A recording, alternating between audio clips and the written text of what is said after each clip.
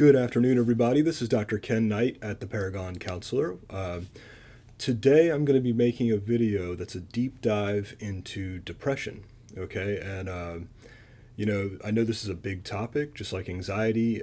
This is a massive mental health problem worldwide, and it's getting significantly worse in the Western world. And what I'm hoping to do today, just to kind of give you the format, I'm going to run through the definition, some of the misconceptions and mistakes, either in the general public as well as in the clinical field, okay? And then we're going to talk, once we've identified what it is, what it's made of, what people and practitioners tend to get wrong, then we're going to get into what to do about it by breaking down its moving parts and, identifying the different action points where you can make reasonable changes and see if you can isolate variables and get some results, right? Just like any of my other videos, this is meant to be informational content drawn from the scientific literature as well as from clinical practice experience and judgment, and I'll try to do my best to separate personal opinion from the literature. But this is not going to be capable of replacing personal, individualized medical or mental health care, right? If you feel the need, please reach out and pursue a qualified intervention from a medical or mental health care professional. I know I'm repetitive in saying that, but guys, I've never met you probably, and even if all of the details work for you as far as the information, sometimes you need somebody with that background and that outside perspective to help you put it into place. Okay, so none of this is meant to replace your medical care. Please, be advised with that. Now, with that all being said, let's just get to it. The Mayo Clinic defines depression as a mood disorder that is characterized by sadness, a lack of interest, and deficits in functioning. Okay, and the sadness piece is kind of what people think of with depression. I don't feel happy, I don't feel good, I feel low. I'm going to argue throughout this video that the sadness isn't the actionable important part. It's the low energy, lack of desire to act part. The fatigue is the piece of depression that is most critical to watch, right? Because if you solve that part, you have a much higher likelihood of taking care of the sadness along with it, okay? So again, depression, mood disorder, characterized by sadness, but more importantly, lack of interest or will to act, and noted by deficits in functioning, okay? That's a little vague. We're going to go deeper, all right? But before we dive into the moving parts of it and what to do about it, let's talk about some of the mistakes and misconceptions, all right? So if anyone's ever felt depressed, perhaps the most useless thing that you could ever hear is the advice to just snap out of it. Just, all right. Hey, look, clearly no one's ever told you that feeling depressed sucks. And if you just say, stop feeling depressed, choose to be happy, then that'll take care of it, right? No. If you know anyone who's sad, I'm not saying that you have to take responsibility for their lack of interest or their lethargy or their sadness, but for the love of whatever you believe in, do not tell them to just snap out of it. Do not tell them to just think happy thoughts that, it's a choice. If you just, if you just think happy and choose to be happy, you'll overcome it. That is not helpful, guys. That's ineffective and demoralizing. And it also makes the person saying it look highly ignorant and judgmental. So please, if you've done that, from a place of not understanding what it is. Most people aren't attempting to be cruel when they act like that, but don't tell the person it's a choice, you want to be depressed. If you would just string words together that sound happy, you would be happy. Please don't do that. That's not going to work. And if you make it to the end of this video, you'll understand the mechanisms as to why that's ineffective, okay? But let's go a little bit deeper than that. That's the sort of pop culture typical mistake that a lot of normal laymen make in the field is like, well, I'm not depressed. If you're depressed, your thinking's just bad, okay? What clinicians tend to get wrong is the idea that you can utilize logic and the underlying of logical fallacies with a commitment to be more rational and logical, and that will get you out of a depressed mood. Okay, on its this doesn't have a 0% success rate, guys. It is possible, if you have other factors going for you, to say, okay, the causes and conditions of my unhappiness do not make sense, and if I reinforce what I have going for me, what I should feel grateful for, if I focus my attention on my support structure and my benefits and my capabilities and my strengths, I can eventually come out of it. That can work, but that is very low fidelity, very low efficiency of, work to reward. You're doing a lot of ill-targeted spray and pray, trying to use logical interventions to overcome a depressive state. And when we talk about the chemistry of this and the brain structure involved, that'll make a little bit more sense. But even professionals will attempt to utilize interventions focused on the thinking to try and deal with the feeling. And it's the other way around. You need to get the feeling under control before you have any hope of changing your long-term thinking, okay? There are exceptions. You could swim upstream and maybe get to where you're going, but you're diminishing your options and likelihood for success. So that's not great either. And so from the idea that, we come to the idea of you've chosen to think poor thoughts, so you are happy, so you are unhappy, so you are depressed, total nonsense.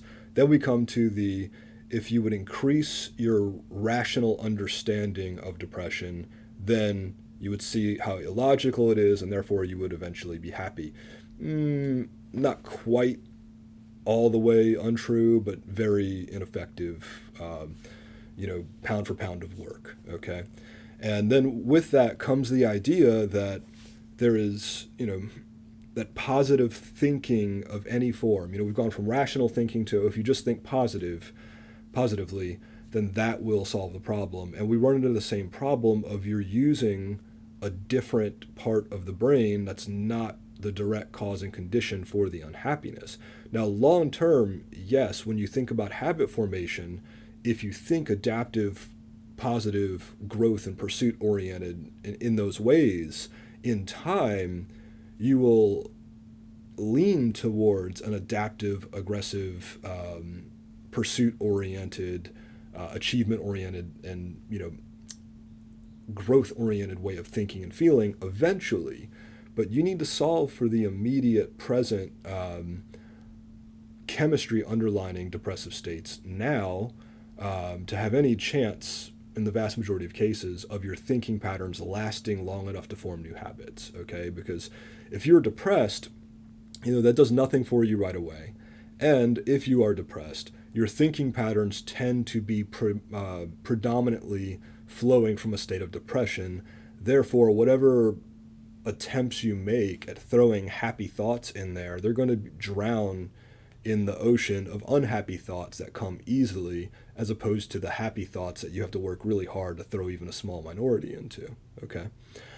So those are some of the misconceptions, right?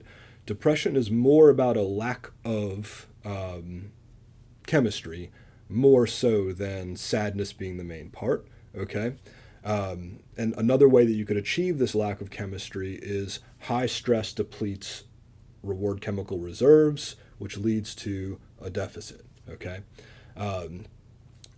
Telling somebody that they could just snap out of it and change how they think, irrational, ineffective. Telling somebody that most of the work needs to be their thinking patterns, maybe in the long term, not so in the short term, okay? So we've kind of identified mood disorder, sadness, lack of interest, deficits in functioning, deficit of chemistry, okay? And you cannot logic your way out of that emotional state in most cases in any kind of efficient way, all right? So let's move on. Now that we've covered the misconceptions, let's move on to what we do about it, okay? First thing, let's use a little logic and, just in understanding the situation. Depression is, in every case, some sort of chemical imbalance. And imbalance usually means a deficit of feel-good chemicals relative to the stressors or relative to the cost of acting on your functional behaviors, okay? Now, we have an interesting chicken or egg setup where we don't know if the feel-good chemicals are low because there's some genetic or environmental or experiential problem, such as a brain injury or a car wreck or malnutrition or exhaustion or trauma and lifestyle, or is the current external lifestyle such that it provokes the chemical deficit? Okay, so we have, is someone's chemical imbalance of depression organic, internally derived, or is it the natural consequence of how they are currently living? Okay, we don't know until you solve for the current lifestyle, right? So the way I would approach this from a functional standpoint is, let's look at the moving parts of what can be changed through action and through understanding, change them, and then if those have been successfully changed, and then the emotional state is the same, we can basically, with pretty high confidence, say, okay, there's something organic or medical going on. If your physical health is optimized, if the way that you interface with your environment and you curate your thinking patterns while also working on the upstream chemicals that inform them, exercise, rest, nutrition, positive lifestyle, lack of financial stress, beneficial relationships. If you challenge the skills ratio, optimized it most of the time, if you get that right and you don't feel any better sustainably, then there may be a number of other factors, right? There may be a brain injury, there may be a thyroid problem, there may be a genetic disorder, right? There may be neurodegeneracy happening, such as like an Alzheimer's kind of situation.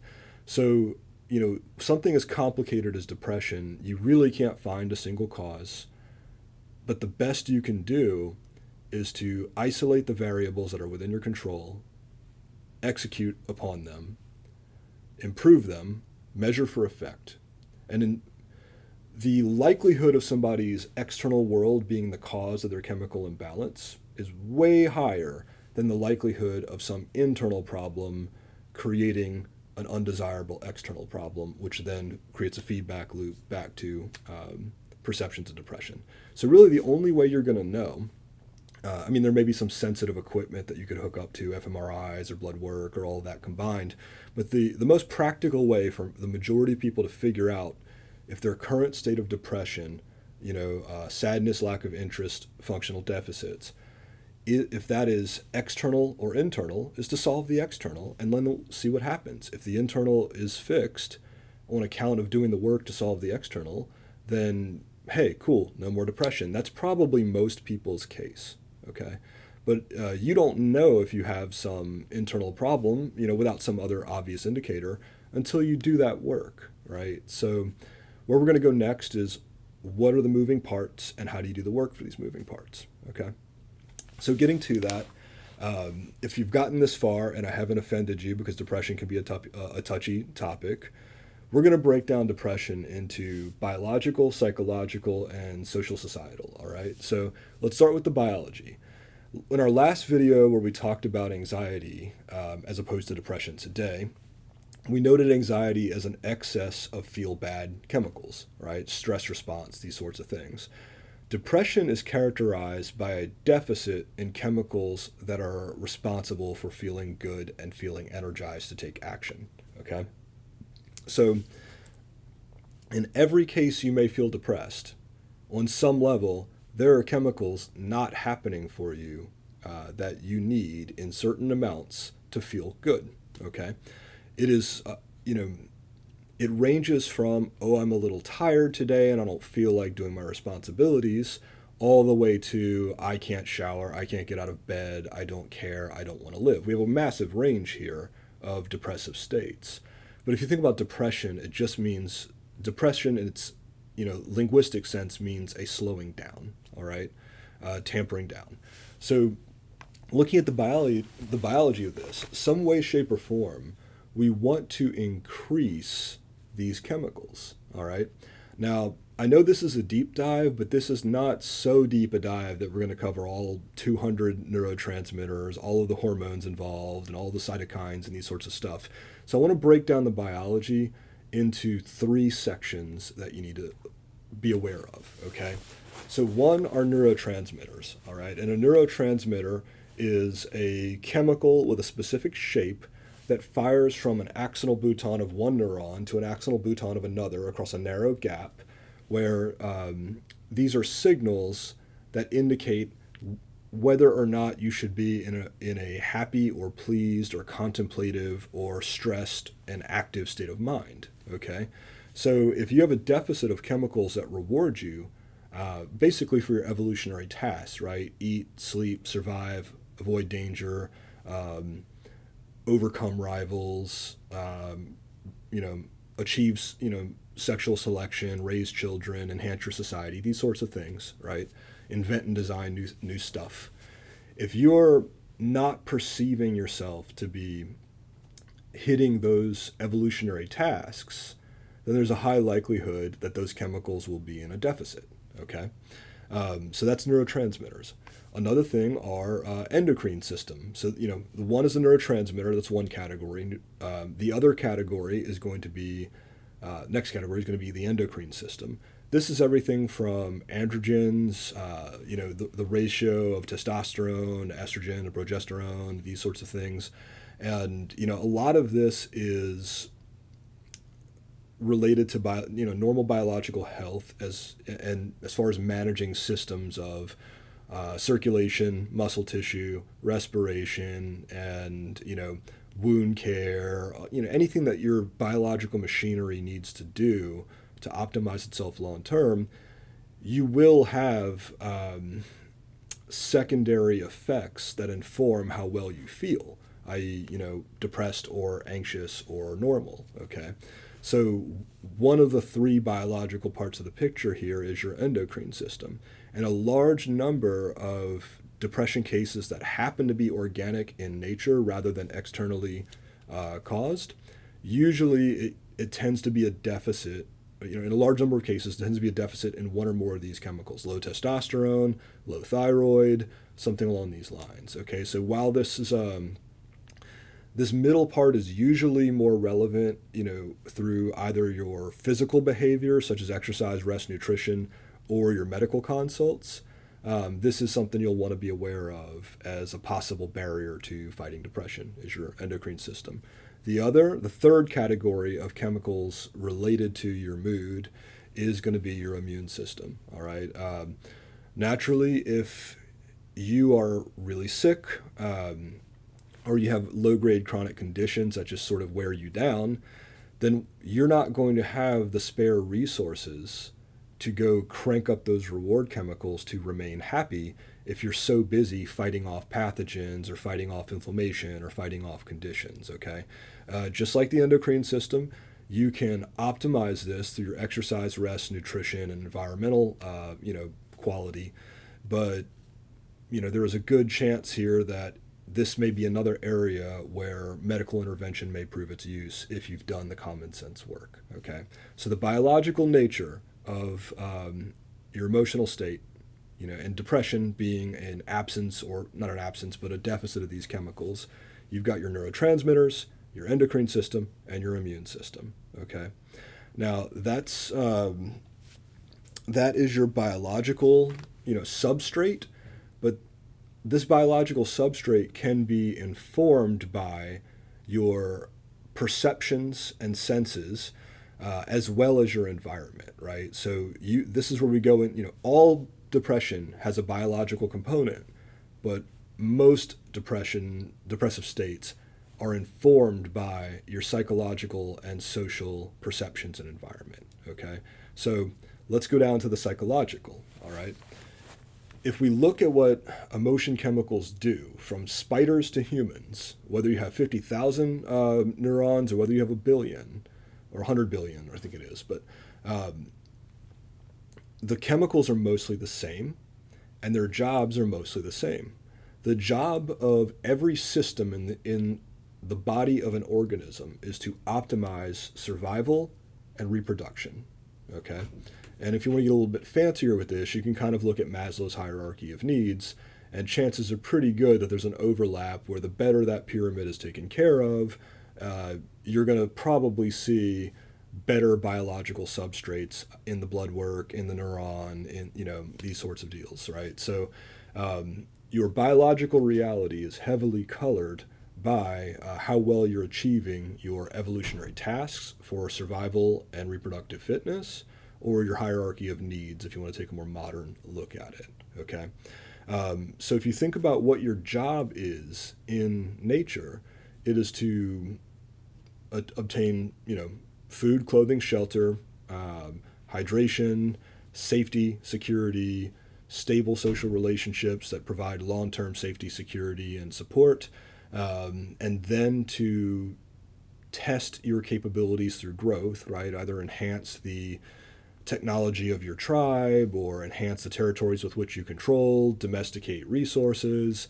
Your brain is a machine designed towards more and more and more pursuit of optimization, okay? And that factor is what has allowed humankind to become the dominant species on the earth. Is most species will stop when they've achieved baseline survival, but we will achieve baseline survival, and that will just be our start. We can think long term. I have baseline survival today.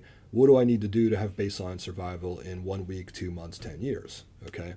And the upside of that is it's very good for enhancing our own survival, reproductive fitness. The downside is we can become stressed out and then exhausted by things that aren't even happening yet. Okay. So now we get into the kind of psychological realm.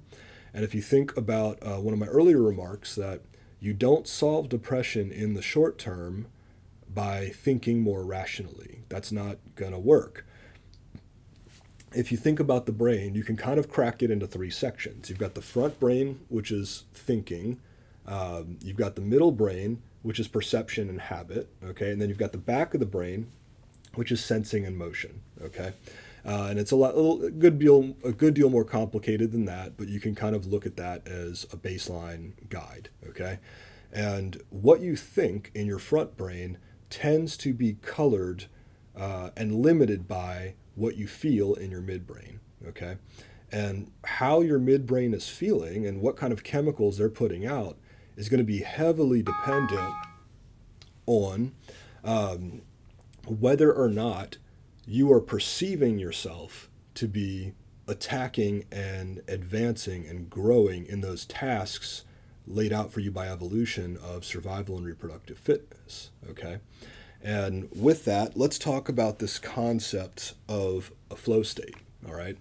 So, humans were evolved hunters, and if you think about our activity, there's, some anthropological research will show that as we started to hunt more in groups, cook our food, engage in, do this in difficult, cold climates, you'll find that a rapid expansion of human brain growth over the fossil record, okay? And if you think about hunting, it requires, perception, teamwork, focus, planning, and the ability to suppress tension, fear, exhaustion to pursue difficult things, okay? And so in nature, to survive, the act of pursuing food, the act of fighting off rivals or predators, the act of handling the dangers of mate selection, raising children, these sorts of things, if you didn't fail to do this and get wiped out, then you've probably taken care of your risk for depression, because interfacing with the dangers of the natural environment repeatedly doses you with a sense of satisfaction that you're meeting your evolutionary needs. Okay, you are engaging in the evolved hunter task and necessity patterns. Okay, now if we fast forward to today, most of us live lifestyles which are going to provoke depressive states if left unchecked. Okay, if you think in the natural context, in the vast majority of hunter-gatherer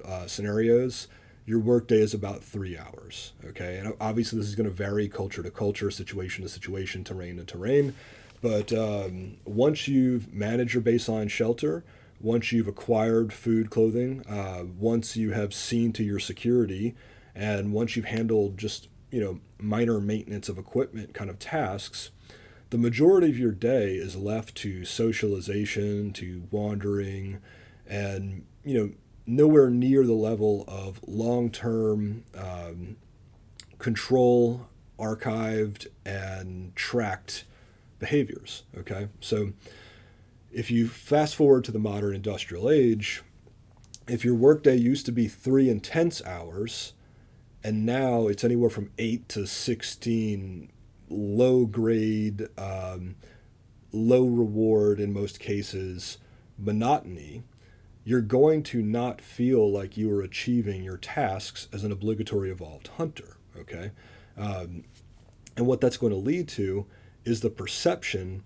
that you are not involved in the activities required to be okay. All right, whether or not this is true, you can make $1 million a minute at a computer, but your brain doesn't understand, and your neurotransmitters, your endocrine system, your immune system, these do not understand that you can have a sedentary lifestyle, you can sit in the same place, you can have suboptimal body, biomarkers of health, and not actually engage in physicality or in hunting or in competition or in conflict, and that everything's actually objectively okay and probably way better than when you were actually a hunter-gatherer in your human history, right? So whether or not the reality of your situation is superior to what it used to be, and it almost always is, most of us aren't at risk of dying of starvation. And if there are people who are in that situation, you probably aren't watching me on YouTube. But even though your objective reality is a lot safer and a lot more secure, you have a computation system that's run itself from the beginning of evolution to now that isn't satisfied. Okay? The part of you that is a hunter does not understand and does not care that, yes, you've got all these zeros in the bank, and yes, you're safe, there's air conditioning, there's food in the fridge, no one's going to hurt you, it's all right. It just understands, we haven't gotten up and thrown a spear today. We haven't gotten into any sort of conflicts with rivals. We haven't engaged in the physicality required to patch our shelter. We haven't produced our own food, right? These, you can intellectually and externally be fine, but you must find a way to trick the brain functioning into believing that you're in pursuit of survival and reproductive tasks in a way that makes sense to your primitive machinery. Okay? Now, with that, we come to the idea of the flow state finally. So, a flow state is the measured state, biopsychosocial even, where you look at a human's performance and perception and subjective report of mood along with biomarkers. And this state is the optimized state of human capability and performance and mood. All right. And it tends to be characterized across the board by a few things. The first of which is hypofrontality. Remember, front brain is where you do most of your active thinking. Hypo means lower, right? So if you are too cognitively alert in any given moment, you are actually slowing down your performance capabilities for taking action or for utilizing thoughts that you could actually jump on and get something done about. So the majority of human thinking is not only useless, but it's actually kind of detrimental to your capabilities, performance, and mood. All right, and we'll cover that, what to do about that in a moment. But so there's a hypofrontality. Okay, there is a moderate state of physical arousal, and when we think about the stress chemicals back in the anxiety video, you've got adrenaline, norepinephrine for the acute stuff. You've got glutamate and NMDA, cortisol for the chronic. If you have too low of those stress chemicals even, then we're back to depression, right? Because remember, a whole series of 3 different systems need to all be aligned for you to feel good, okay?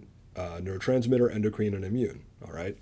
And so you want to be at a state of moderate stress, and you want to have low rumination, that is low, a slowed stream of thoughts that don't have an active purpose. You want less of those wandering, pointless thoughts, okay? And You also want a high level of certain reward neurotransmitters, okay? And I'm not capturing everything in a flow state, but these are some of the heavy hitters in here. You've got anandamide, which produces creativity. If you think all of these relate to hunting, fighting, fishing, and mate selection, if you think about this, right? So anandamide, creativity, dopamine, chase, thrill, pursuit, high intensity, short duration pleasure, serotonin, well-being, bonding, high duration, low intensity pleasure, endorphin, which is sort of relief, relaxation, pain relief, okay, and norepinephrine, which is a focus chemical. There's also vasopressin, acetylcholine, some other things like that. But you've got these three factors, right? You've got a reduction in your unnecessary active moment to moment thinking.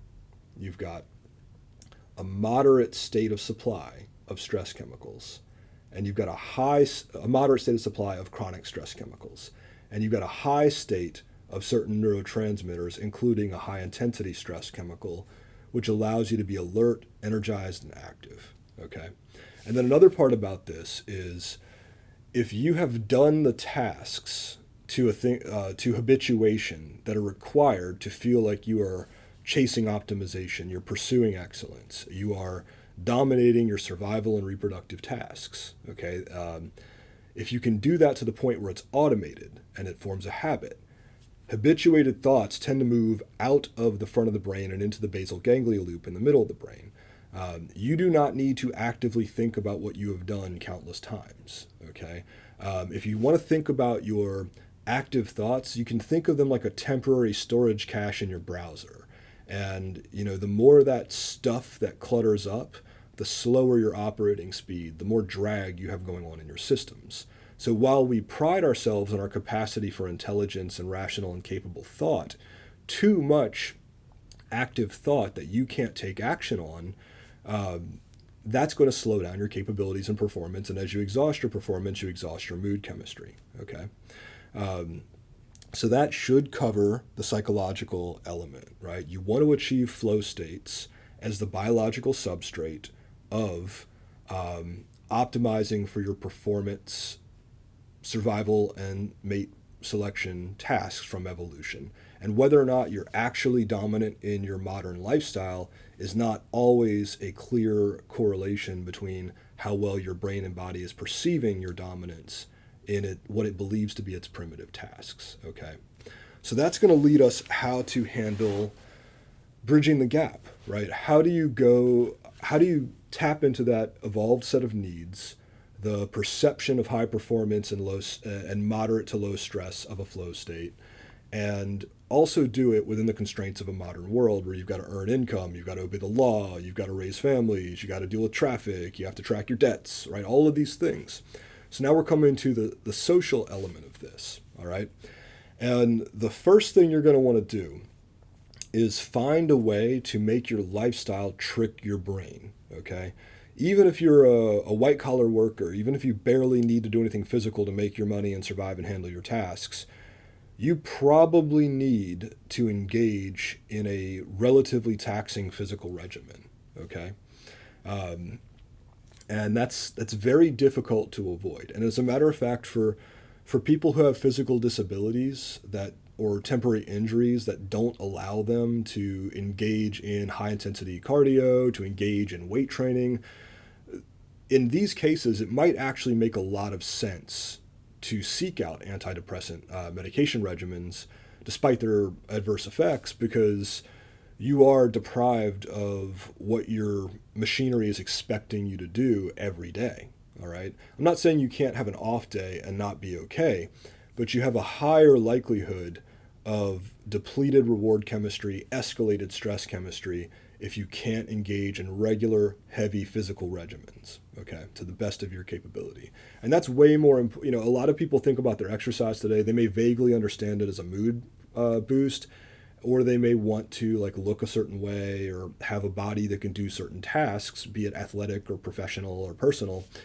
But the main reason to exercise is to trick the mind into feeling like you have handled its survival evolutionary tasks, right? Okay, we've handled our survival selection, we've pushed some weights, we've sprinted, we've whacked this bag, we've skipped this rope, we've done these burpees. All right, this feels like what it was like to chase our food. I guess we're okay. All right. Another thing is your nutrition, right? We consume, and if you look at, there's so many ways to achieve what we would call a healthy diet. And it's kind of funny where people get dogmatic about their particular path. But most of the ones that have any sort of effective capability have basically the same thing in common, which is a drastic reduction in the use of simple carbohydrates such as grains and tubers, okay? Whether you eat a bunch of fibrous vegetables and salads and these sorts of things to feel okay, or whether you eat 100% meat, right, or somewhere in between, the most important thing for the vast majority of people is to cut the garbage out of their diet. Unless you are working at an insane pace physically, like, very high performance, long duration manual labor or athletic pursuits, you probably do not need 3 meals a day. And you probably do not need a meal that is 75% simple carbohydrate of bread, pasta, rice, potato, otherwise that sort of stuff, right? So if you don't know exactly what kind of diet you want to be on, you could go multiple directions. But if you think about the hunter-gatherer context, until we started agriculture, we would eat some grains if they were wild and easy to grab off of a bushel and grind together at the campsite, but they were not 70% of our diet. Okay, so thinking about how to optimize your nutrition in a post-agriculture world, we have mostly simple carbohydrates as affordable, mass-produced, durable foods ever since the cultivation of grains in the beginning of agriculture. That shouldn't be most of your diet. And if you get that right, the rest of the stuff would just be lingering details, but start there. Okay, so we've covered nutrition, we've covered exercise. I think you need some combination of high-intensity, short-duration exercise and some sort of weight training or physical resistance training. And if you do those two things correctly, you'll probably, in most cases, force the neurotransmitter and endocrine systems to do their work. All right. And if you minimize your garbage carbohydrate intake, there's a good chance you will help your immune system because it's not fighting this never-ending flood of inflammation from low-efficiency foods. Okay. So that is your, exercise, rest, nutrition. Trick the brain into thinking you're living like a caveman in some way. All right. The other thing is you have to consider your environment, right? In nature, if you perceive a threat, your body is going to dose you with stress. And we talked about that in detail in the anxiety video. But your chemicals and the amygdala in the mid-back of your brain that tells you to be stressed out does not understand the difference, except in intensity, between a bear charging you or a passive-aggressive message from your boss or a nasty breakup or like an argument on social media or just like toxic television programming that's being divisive and trying to get your attention through anger. So you need to curate your environment, okay? You need to create an environment where most of what you engage with encourages the right action and it doesn't inundate you with stress that you don't need to act upon.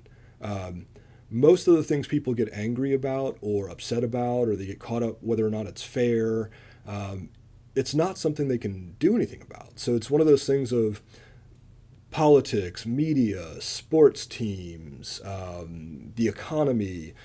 None of that is anything you can really change except in your own personal world, right? So you are exhausting yourself of your reward chemistry, offsetting your stress chemicals, if you are engaging in these kinds of discussions, and especially if you don't personally have the power to change this stuff, you're wasting your time and you're making yourself weaker with the willpower resources that you have that you need to apply towards stuff that you can change.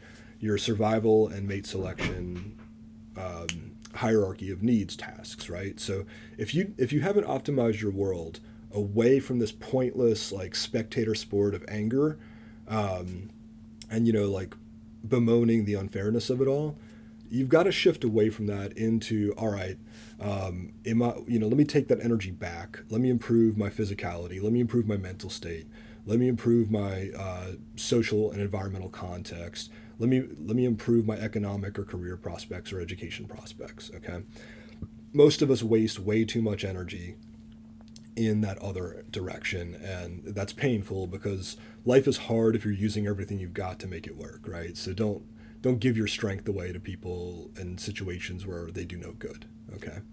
And the other thing I would tell you is you want to control your physical space just as much as your digital and conversation space. And just like you want to control your media input so you're not getting angry or upset about things that are outside of your action steps, you also want to surround yourself with people, and this is very cliche, but you want to surround yourself with people that are using their energy for their own strength, that are achieving things, meeting their survival and mate selection, hierarchy of needs, evolutionary tasks, and building the best inner power and external lifestyle sets that they can do, because you're going to normalize and habituate to what you see other people doing most of, right? So if you take in hours a day of complaining and arguing and getting into pointless discussions of preferences, then you're going to normalize that as how you solve problems, right? Let me complain about it. Let me just talk about how unfair it is.